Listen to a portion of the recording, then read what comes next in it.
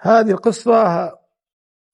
هذا عميد في إحدى القطاعات العسكرية أيضا في المدينة المنورة، اللي ذكر القصة واحد قال أبو مشعل الحربي من أهل المدينة المنورة، والقصة حقيقية. وأبو مشعل هذا رجل في خير وعنده إبل ويعمل في قطاع عسكري، ما ذكر القطاع العسكري اللي هو يعمل فيه، ويحبونه الأفراد والعسكر اللي عنده، ويحبونه جيرانه، ورجل معطاء ودائما عندها الإبل، ومن جاء الله يحييه، وإنسان هاش وباش ويحب الآخرين.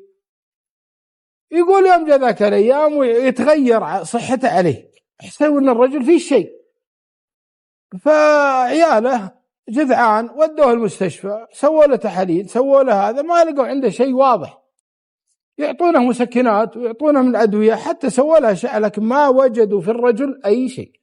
بدأت حالته الصحية تزداد ضعف، وبدأ الرجال يعني حتى ما يستطيع الصلاة في المسجد، وأخذ إجازة طبية من عمله العسكري إلى أن الله سبحانه وتعالى يعافيه. ما خلوا عنه أي علاج، سواء قراءة أو عسل أو طال عمرك مستشفيات، حتى أنه يطلعونه في حوش البيت ويقعد على عربية، وكل من مر عليه وشافه يعني الحقيقة يسلم عليه، ولكن الرجل حالته صحية. نقل جندي من قطاع آخر إلى نفس القطاع اللي يرأسه هذا العميد، يوم الله سبحانه وتعالى أراد له الفرج. الجندي هذا أول يوم يباشر فيه دخل على الشباب وسووا له قهوة وشاهي ويعرفون بأنفسهم وهذا، ومن عرض السواليف تكلموا عن العميد، قالوا عسى الله يشفي أبو فيصل، والله أنه يعني كان في هالمكان هذا وفاتح بابه ويساعد المسلمين، ويذكرون الأعمال اللي كان يقدمها لهم. قالوا وش فيه؟ قالوا والله الرجال حتى الكلام الآن ما عاد يتكلم، حلقه وألام في حلقه وألام في صدره. وقاموا يعطون معلومات عن آخر واحد زاره، قال والله آخر مرة جيته ما عاد يتكلم الرجال، لا يسلم بصوته ولا بلسانه، يشرب بشاره، وحالته الصحية وصل وزنه إلى أقل من 60 كيلو. قال طيب أخاف إنه من هالأمراض اللي هذا، قال ما شخصوا فيه إن فيه أمراض مستعصية كبيرة. الوليد هذا ما شاء الله تبارك الله عنده معرفة من جده ومن أبوه، قال ودي أزوره، قالوا ابشر حنا فلان وفلان بيزورونه العصر يسلمون عليه. قال خلاص رح طال عمرك وقابل الرجال. قالوا يا أبو فيصل هذا جندي جاء عندنا في الوحدة جديدة، يعلمونه هو ساكت، يرحب بالإشارة، يبون يتكلم ما يتكلم، يشرب ما يشرب، حاطين له مثل المغذية في ثمه لي، مو بلي زي العصير كذا، له مزاز. يقولوا وهالوليد يقرب عنده ويناظره. قال هو عنده بعارين؟ قالوا ايه. قال بس خلاص انا الظاهر عندي علاج لهالرجال. انت عندك علاج؟ قال ايه. قالوا يمكن على اهون سبب تجي. رح طال عمرك وروح للمقصبة حقة الغنم، ولا والله الذبايح تذبح، روح الرعي هاك الذبيحة. قال يا الأخو، قال نعم. قال أبيك تعطيني نص السب حقة ذبيحتك بشتريها. قال لا ما ياخذها كلها تستاهلها. قال لا والله بس أبي لي نص، وياخذها منه ويقصها 3 قطع، واحدة سبيرة واحدة متوسطة واحدة صغيرة، ويروح بها البيت أبو فيصل. ترى معه مثل واحدة مع سيب وحبلين، السبيرة ربطها بحبل والثانية بحبل والثالثة بسيب. جاء لعياله وجاء لأخوياه 2 اللي مع العسكر، قال يا أبو فيصل أنا عندي لك علاج بس اصبر علي، يعني أبيك تتحمل الشيء اللي بسويه فيك. قال يا رجال، يعني يقول في خاطره أني مسلم لك الأمر. يقول دخلوه الملحق، حط مخده وسدح أبو فيصل عليه، فتح ثمه. يوم فتح ثمه وياخذ السبده القطعة السبيرة، ترى دمها فيها، ماخذ معها شوي دم وما يسهب الدم، دخل السبده السبيرة في حلق الرجال بالحبل ويقص ويدخلها، يمكن قاعد أبوه دقيقة إلا شوي، وطلعها ورماها. خذ القطعة الثانية اللي أكبر من خويتها، ونفس الكلام، خذها شوي شوي شوي، يوم قص ويطلعها. الثالثة مربوطة بسيب. قال الحين شدوا عليه ومسكوه، ويمسكونه و2 في ثمه. يقول ورابط السيم في هالقطعة، وياخذ يغرسها في ثمه، ويقعد أكثر من 1.5 دقيقة، حتى إنه الرجال يقول قام يعافرنا بقوة ما عنده. يغصغص وبيطرش ما ادري ايش، يقول يوم خذوا ينتف السيب. الرجال الله يعزكم قام بيزذف، زذف، جابوا له مناديل ونظفوه رتبوه. قال بإذن الله يا أبو فيصل بإذن الله 20 يوم إن شاء الله إن ما ترجع عافيتك وزيادة. العيال ما مصدقين ولا الشغل دي. يقول العسكر يوم طلعوا وياه يا فلان أنت وش سويت في الرجال؟ وش اللي أنت سويته؟ شيء غريب، هذا شعوذة ولا سحر ولا شيء؟ قال لا والله هذا شايفه أنا جدي طبيب شعبي وأبوي نفس الكلام، وأشوفه يسوونه في بعض الرجاجيل ما شاء الله. هو يوم نشت وقلت إن عنده إبل قلتوا لي إيه، تأكدت اللي في بالي هذا قراد يشربه مع الحليب ويجي في الحلز وينشف في حلز الرجال ويمص دمه ولا يبين، ويصير عند الرجال سبحان الله ما هم عارفين شو السبب. والقراد ما ينتقل إلا على مكان فيه دم أكثر من الدم اللي يمص. وأنا يوم ولو تمزع ظهر القراد تلقى أنيابه موجودة فيه ويكبر يصير حلمه. يقولون أنا يوم نزلت السيم الأول والثاني وحسب الريحة وحسب الدم بدأ يتحرك، السيم الثالث خليته عندكم تحرك فيه نشف السبدة وطلعته. هذا هو يقول إنه نص إصبع أو كبر الأظفر، هذا اللي مثل. وإن شاء الله إن الرجال ما فيه إلا العافية. يقول يوم طلع القراد عرفت إن الرجال ما فيه إلا العافية، قلت بإذن الله 20 يوم ويسلم. يقول والرجال سبحان الله يغسلونه، وبالفعل 20 يوم ويا الرجال يبدأ ينبت. رجع أبو فيصل خويهم جت على هو سبب. بعدين يقول عاد أبو فيصل يقول والله أني أقعد على الكرسي وأشوف الناس رايحة جاية، عمي عقيد وهالعالم كله كانت تحت قوتي وعسكر وفلوس وسلطة، وشوف سبحان الله خلاني ربي في وقت بسيط ما أقدر أحرك يدي ولا أشرب ماء. فيقول دائما أقول يا رب إنسان لي خبيئة عندك قبلتها أنك تفرج عني. والله إن هذا دعائي ال10 أيام الأخيرة اللي يعني حتى قلت إني ضيقت صدر عيالي، ولكن الله جابها لجودي هالجندي وعالجني على هو سبب، ربما أنه نتيجة الدعوة. هذه من القصص يا أخوان أن الإنسان لا ييأس من رحمة الله. الله يقول في القرآن الكريم أمن يجيب المضطر إذا دعاه. أمس كنا نجلس في مجلس ونشوف ناس ضاعوا في صحراء لا ماء ولا شيء، رفع يده في السماء وطلب الله سبحانه وتعالى وجت السحابة. هذه يسمونها دعاء الاضطرار. دعاء الاضطرار يجيبه ربي. إذا صار بينك وبين الله سبحانه وتعالى علاقة فاعرف أن كل شيء بينحل. عندك مريض، عندك هم، عندك سجين، عندك أحد طال عمرك محتاج، أنت نفسك محتاج، عليك ديون، عليك التزامات، ما سددت تجارك، يا أخوي الجأ لله لا تلجأ للناس. أول ما تبدأ ابدأ بالله سبحانه وتعالى. ادعوني أستجب لكم. من اللي يقول هالكلام سبحانه وتعالى؟ من اللي نزل على النبي؟ هذا مو بكلام إنسان وهذا مو بكلام عادي. يفرح أن العبد إذا جاء حتى لو عليك ذنوب لا تستحي اطلبه، هو الوحيد سبحانه وتعالى اللي إذا أذنبت ترجع لي يفرح فيك. الله لو تطق باب واحد من الناس اللي سكر الباب في وجهك لو عليك معروف، هذا رب يفرح فيك ويفرح بتوبتك.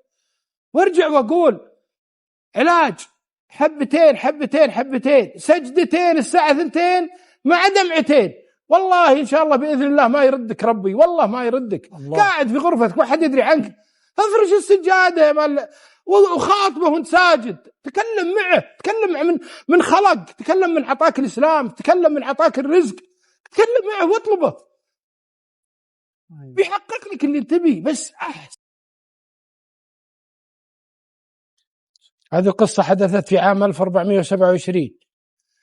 وسبحان الله الإنسان يعني لا يأمن مكر الله. في لحظات ثواني يتحول الإنسان من قمة سعادته إلى قمة حزنه. لا حول ولا قوة.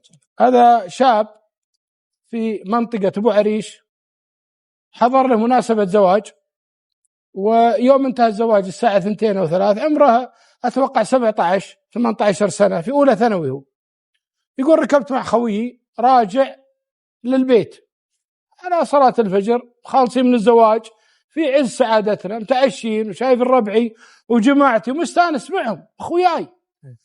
يقول حنا جاي في الطريق خوي يسوق وأنا جنبه، يقولوا ويضرب كفر عندنا في السيارة وتتقلب السيارة. يقول أنا طرت من السيارة ما أدري عن ربي وخوي كذلك، وعيت إلا قالوا أنت لك 5 أيام في العناية المركزة أو أكثر، وشلل نصفي كامل بعد ما كنت أمشي، بعد ما كنت في كامل صحتي. يقول قعدت في هالمستشفى حتى أنهم قالوا إن نسبة نجاته 5% من أنه يحيى، والباقي كله. أصبت بتمزق في الرئة ونزيف داخلي، كسر 5 ضلوع في الجانب الأيمن والأيسر. صحيت وبلغوني مثل ما قلت لكم أني يعني هذا وضعي الصحي. عيوني في السماء على السرير، من زاري أنا ماني مدرك للوضع اللي أنا فيه، شاب وفرحان بهالحياة ومستانس مبسوط. يقول بدأوا الدكاترة يتبالون. قعدت في المستشفى فترة، قالوا أنت لازم يقرر لك عملية في أحد مستشفيات مدينة الرياض. نقلت إلى مدينة الرياض، سووا لي في العمود الفقري عملية، ورجعت لأبو عريش، ولكن وضعي مستقر. أرسلنا ملفاتنا إلينا، قبلونا في مدينة الأمير سلطان الخيرية، وقعدت عندهم سنة كاملة علاج طبيعي. لكن واضح تماما أن الجزء السفلي هذا كامل ما عاد يشتغل عندي. شاب يعني إمكانياتي بسيطة في خبراتي في الحياة، تعاملي مع مثل هذه الأمور غريب.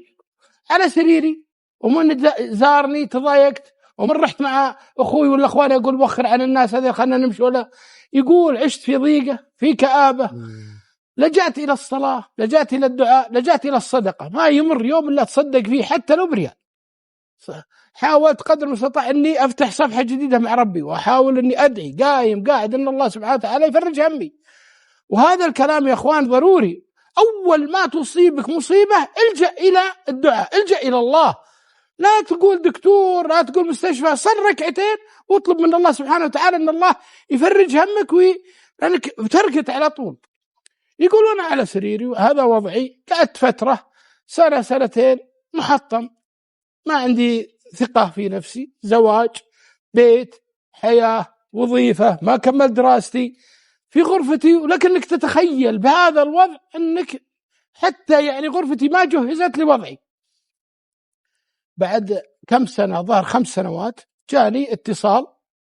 أبوي جاء وأيقظني من النوم، قال يا ولدي في ضيف يبغاك. من هو الضيف يا أبوي؟ قال والله ما أعرف.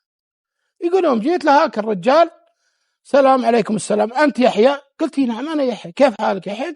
قال والله بخير. قال أنت في شخص جاي يبغى يقابلك، ولكن هو هالشخص ما يقدر يصلك في أبو عريش، فضروري تركب على كرسيك وتجي أنت واحد أخوانك تقابله في فندق في جيزة. قلت خير إن شاء الله، متى؟ قال اليوم. يقول خدت عنوان الفندق، وجاء واحد من أخواني وركبت معه في عربيته وجيت الفندق هذا. يقول يوم رقيته دخلت على الرجال في غرفته، ولا على كرسي ولا يتحرك إلا رأسه. رجل بين عليه الخير، وبين عليه العز، وبين عليه يعني عنده يعني زي ما تقول أحلام كثيرة. يوم دخلت وسلمت عليه، صار بيني وبينه نقاش. أنا شفت مصيبة غيري وهانت مصيبتي. أنا عندي الحين يدين وأتحرك وراسي، هذا واقف قدامه واحد يهمزه علشان يحرك أعصابه. سلام عليكم السلام، كيف الحال؟ قال ما عندكم؟ قال والله أنا سمعت عن حالتك وحنا نبي نتبناك حتى نحسن وضعك. قلت أنا بين أيديكم. قال ايش تتمنى؟ يقول أنا ما جاء في بالي، يعني خطر في بالي، قلت الزواج. قال الزواج بلا مؤهلات. قال والله أنا بين أيديكم، إذا كان في شيء عندكم بيساعدني أنا حاضر. قال شوف يا أخوي، حنا بنتبناك وبناخذك معنا الرياض، وبنعطيك مدة علاج 3 شهور في مركز كامل محفول مكفول من الألف إلى الياء، حتى تكون عضو ناجح في هالحياة وتشتغل بيدك وتقدر تصرف على نفسك. يا سلام. قال الله من وين نزلتوا علي؟ قال والله نزلنا عليك، حنا اللي على قولة القائل محتاجينك، وانت اللي محتاجه، اللي مثلك ينعشنا. بيجيك اتصال خلال 5 أيام وبينسقون معك. يقول بين مصدق بين مكذب. يقول رجعت البيت، بشرت أبوي، بشرت أهلي، فرحت أنا وياه، مستانسنا على هالبشرة. بالفعل 5 أيام يتصل علي منسق، رحلتك الساعة الفلانية تجهز على المطار. بالفعل طلعت من بيتي وتوجهت إلى المطار، ركبت الطيارة، نزلت ولا والله في استقبالي، وعلى المركز التشيكي في مدينة الرياض. أسر سلمان هذا هو صاحب المركز التشيكي في مدينة الرياض، وقاعد يتبنى الحالات اللي مثل هذه اللي في القرى النائية اللي يائسين، يقرأ حالاتهم ويبعث لهم. فرسان سلمان، مسمي البرنامج فرسان سلمان. يقول أم جيتوا للرجال أثره هو صاحب المركز، الرجل تاجر، الرجل مقتدر. ها يا سلمان، قال شوف احنا حطينا لك خطة علاجية، بتشتغل عندي في المركز 3 شهور، مو بتشتغل، بندخلك علاج طبيعي في المركز 3 شهور، بعد ال3 شهور يجيك إن شاء الله البرنامج. يقول بديت معهم في البرنامج تمارين وطبيعية وأمور، وهذا يقول الحقيقة استفدت من هالدورة 3 شهور، لأنهم ركزوا على أماكن ما ركزوا عليها في المرات السابقة، المراكز اللي كنت رايحها. يقول عاد بناء الثقة في نفسي. يا سلام. يقول الحمد والشكر لله. يوم خلاص وجاني وقابلني قال يا أخوي، قلت نعم. قال ايش تتمنى؟ قلت والله ما خليته علي قاصر. قال لا، ويجيب مدير العلاقات العامة عنده في المركز ويوقع عقد عمل وظيفي معه، أمسك العلاقات العامة. هذا أول شيء. ما شاء الله. طيب قالوا بنركب أنا وياك، ويركب أنا وياهم في سيارة المركز وندخل لهاك الشقة اللي ما في أجمل منها، مداخلها مهيئة، حتى سريرها مهيئ لذوي الاحتياجات. قال هذه الشقة ملك لك يا يحيى. يا ولد صادق كاذب؟ قالها حتى ألوانها كانها مي بجائزة لك نغيرها لك. الله يعزكم دورات المياه، المغاسل، المطبخ، المداخل، أنا شفتها شيء عجيب. يا سلمان ما قصرت والله يكثر خيركم. قال لا، عليها كميلة. قلت وش؟ قال اطلع.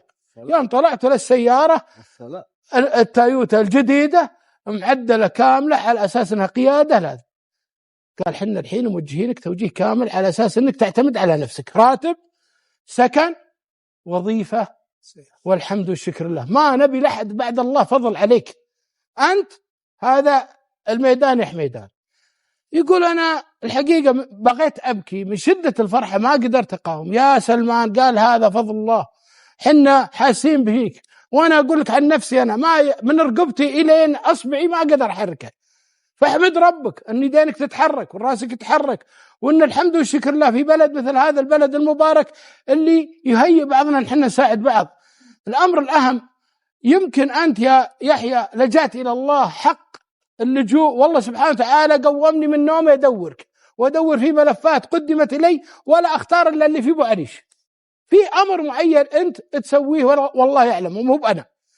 دعاء والدينك، برك فيهم، حفظك، اطلع الله على نيتك، وخصك ان حنا نكون أحد الناس اللي تساعدك في الحياة. يقول استلمت السيارة، استلمت الشقة، وصرت أداوم. قالوا لي حتى الزواج إذا بغيت ممكن أساعدك. قلت الله يكثر خيركم. جمعت من رواتبي وتقدمت لأحد الأسر الكريمة وتزوجت بنتهم وهي عندي في البيت. ما شاء الله. يا أبو عبد العزيز، أنا كنت في محنة وتحولت إلى منحة. يمكن من غير شر ولا أني أتعالى على الله، لو أني في ثانويتي ولا في دراستي يمكن ما حصلها اللي حصلتها خلال الفترة البسيطة. الآن حسيت بالناس، حسيت باللي يجوني على المكتب، حسيت بظروفهم، قمت أي واحد يجيني أحاول أساعده مهما كان. المرأة معي في البيت الحمد لله شكر الله مكمل، جاتني أمي فيه وجوني إخواني وزاروني، وصرت راعي محل واستقبل الضيوف، وأنا ما كأن ناقصني شيء، في فرحة ما يعلم فيها إلا الله. الله كثير من الناس في فرح، في عز فرحه يتحول خلال ثواني إلى مأساة. سمعنا الأسبوع الماضي عن ملاهي البنت شارية تذكرة وراكبة ومعها زميلاتها، وفجأة تنكسر الملاهي وتتقطع رجول أحد البنات اللي موجودة. ثواني جاية في عز فرحها ودافعة فلوس على أساس أنها تنبسط، ويتحول أمر هذا. أنا وش أقول حنا بين رحمة الله سبحانه وتعالى. ولذلك أنا دائما أركز على الشباب، من يوم تبتلى في ابتلاء، في حادث، في أي شيء، على طول ركعتين توجه إلى الله وادع أن الله سبحانه وتعالى يخفف عنك ما في من بأس، حتى لو أنك مكسور ولا شيء، ارفع يدك لله، الحمد لله والشكر لله. اللهم أجرني في مصيبتي، اللهم أجرني في مصيبتي واخلفني خيرا منها. على طول لا تتوجه لأي أحد، ساعدوني، إسعاف لا بأس، مستشفى لا بأس، توجه إلى الله. اللهم أني رضيت بابتلائك، اللهم أني شكرت بابتلائك، يا رب يا عظيم ارفق في حالي. على طول يعلم سبحانه وتعالى خائنة الأعين، يعلم ما في صدرك، وأنك توجهت له على طول. كريم قادر إنه يهيئ لك الأسباب إنك ترجع مثل هذه وأفضل. وأي محنة تصيبك اعرف إن الله سبحانه وتعالى رايد بك خير.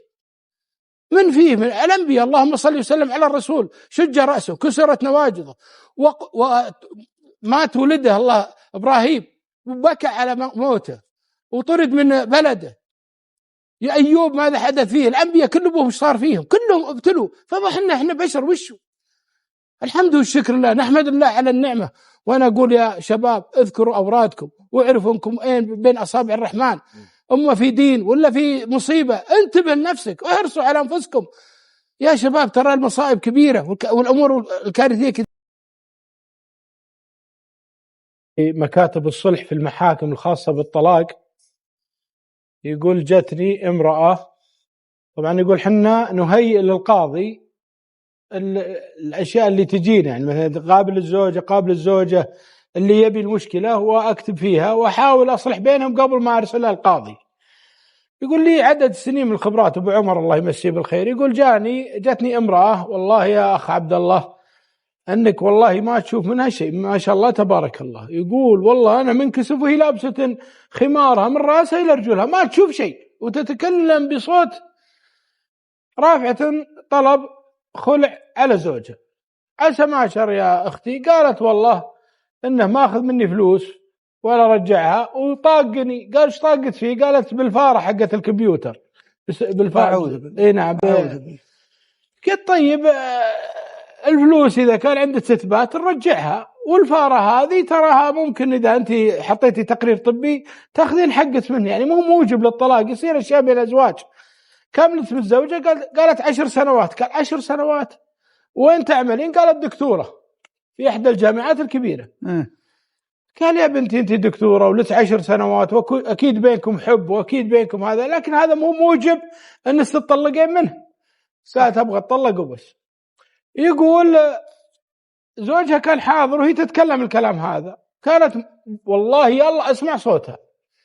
يقول عرفت إن في شيء ثاني غير الطق، فطلبت من زوجها ينصرف. يقول أنا بيني وبينها حاجز زي القزاز. ناديتها قلت استحلفك بالله هل الأمر اللي ذكرتيه الفلوس وذكرتي أنه ضربت بسلك الفارة هو السبب ولا في شيء ثاني؟ والله وقصرت صوتها. قالت والله يا شيخ لا والله مو بهذا السبب. السبب لي 10 سنوات أنا وياه ما جاني منها عيال، ورحنا وعالجنا في لندن وعالجنا في دول عربية كثيرة وصار الخلل منه كله 100% عليه، يعني هو إلا أن يشاء الله لا يمكن أن ينجب، وأنا أبي عيال ولو يجيني منه بنت والله لقد عنده. قال يا بنت الحلال استعوذ بالله يمكن الله يرزقكم. قالت ما في مجال، كل التحاليل تثبت الكلام هذا. يقول فناديت الزوج.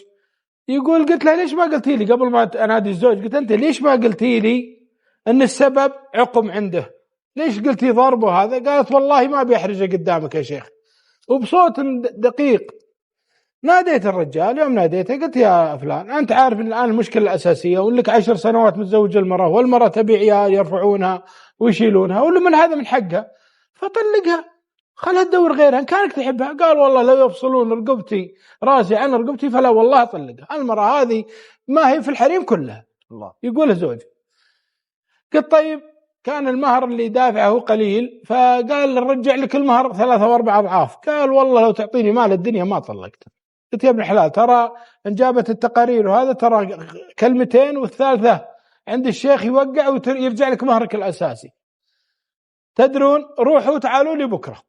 يقول أبيهم يتمالون يمكن الله سبحانه وتعالى يردهم. المرأة معها أخوها وأخوها كان ينتظر برا. يقول راحوا يوم جنب بكرة ويجيني هو قبل المرأة. أبو عمر قلت نعم. قال تلومني في هذه المرأة؟ أمس يوم طلعت أنا وياك في عز الظهر أنا ما معي سيارة وجيت أركب معها ومع أخوها، قال أخوها انقلع. قالت هي لا هذا زوجي وعلى ذمتي ركبه. كفو. يقولوا وتعارض أخوها واركب ونروح للبيت. قال خلاص. قالت لا يرقى فوق ويتسبح ويتغدى ويريح ويمرح عندنا، وبكرة أنا لا زال زوجي هذا أخوي ما لك حق أنك تقول له أي شيء. فيقول كانت تكف عني، كان أخوها صلف معي مرة، كانت تكف أخوها عني. يقولوا نطلع فوق في الشقة وتغسل ملابسي وتكويها وتحط الغداء وتغدى أنا وأخوها وتغدى وياها، يقولون امرحك الليلة ويوم جنبك رجيتك. هذه مرة تطلق يا أبو عمر، هذه مرة تخلوني أطلقها، هذه والله توزن. قال والله يا أخوي الكريم هذا حق من حقوقها ولا تلومها. قال داري إني ماني بلايمها لكن شو أسوي أنا وين ألقى مثلها.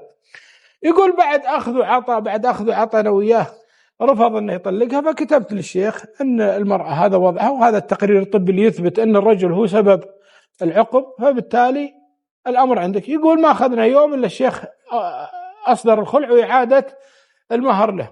لكن والله يا أبو عبد العزيز إني أدبها وذبها عن زوجها وكف الأذى عنه، وإن حتى عند أخوها وقفت ضد أخوها على أن زوجها يحترم ويقدر. يعني لا تنسوا الفضل بينكم. هذه مرة خلاص تطلق من الرجال هذا وأخوها يسوي الكلام، تقعد ضد أخوها علشان زوجها وهو بيطلقها أو بتخلع منه. الله سبحانه وتعالى يوم قال لا تنسوا الفضل بينكم، فيه صحابي أو فيها أذكر في عبد الله بن صفوان له خوي هو في أجياد وهذا في كدي في وحدة في مكة، وكان عبد الله بن صفوان يودي للحارث بن عبد الله حليب كل يوم، وبينهم صداقة عجيبة. كل يوم يرسل له حليب، في الليل يرسل له حليب، إذا حلب البل أرسل له. يوم جاء ذاك اليوم اجتمعوا في خيمة وصار بينهم خلاف وزعلوا على بعض وكل طلع زعلان. فيوم جاء الحارث لزوجته قال عبد الله بن صفوان ما أرسل حليب اليوم؟ قالت لا والله ما جاء. عبد الله بن صفوان يوم جاءت الإبل قال لا تودون حليب للحارث أخاف يكبه ولا يرجح علي والضايق زيادة. فالمهم اجتمعوا بصدفة أو توفيق من الله في السوق، فقال الحارث يا عبد الله ليش تجمع علينا الهجر وقطع الحليب؟ الله الله الله، يعني أنت زعلت علي ليش تبغى ترسل لي الحليب؟ فيقول والله إني خفت أرسل لك إنك تكبه ولا ترده لي والضايق أكثر وأكثر، ولكن والله لا يحمله لك إلا أنا. الله. يجيبه من أجياد إلى كدي. يا أخي إذا صار بينك وبين جارك مشكلة خط صغير بينك وبينه، ود له أكل، ود له على قوة كرتون رطب، ود له شيء، لا تقطع العلاقة مهما صار. خل شيء بينك وبين الرجال اللي عشت فيه 20-30 سنة، صاحب صديق صار بينك وبينه خلاف، لا تقطع مودة. رسالة جوال، اتصال بسيط يوم جمعة ولا اتصال بسيط يوم عيد، لا تقطع المودة. هذا تاريخ بينك وبينه، صار خلاف بس الله يحفظه ويروح. اذكروا الفضل اللي بينكم، اذكروا التاريخ الجميل اللي انتم عشتوه مع بعض. كثير من الناس يهجر خويه على اشياء تافهه، طيب وتذكر ذكرياتك وطلعاتك البر معه وسلفك وسلفته ودفع عنك ودفعت عنه وحلفك وحلفه عنك. ليش يا اخي 10-15 سنه تروح في زعله واحده بسيطه؟ شوفوا هالمثل الجميل يقول لا تجمع علينا الهجر وقطع الحليب. يقول ما ابغى شيء ينفصل بيني وبين هذا الرجال، لعل الله سبحانه وتعالى ينبت ويصير